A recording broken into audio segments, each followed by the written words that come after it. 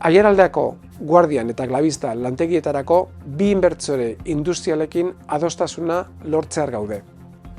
Naiz eta diskrezioa eskatu dugun, filtrazioak izan dira.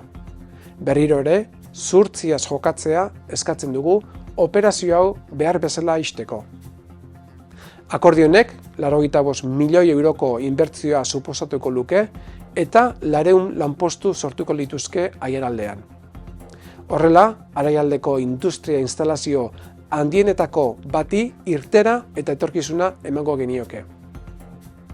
Hilabeteak daramatzagu negoziazio oso konplexuetan alderdi desberdin arteko akordioak lortzeko.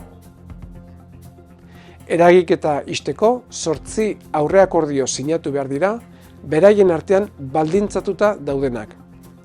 Edo dena adosten da, edo ez dago adostasunik. Alde guztiei erantzukizuna eskatzen diegu beraien aurreakordioak ixteko. Aiaraldeak eta bere etorkizun industrialak merezi du eta.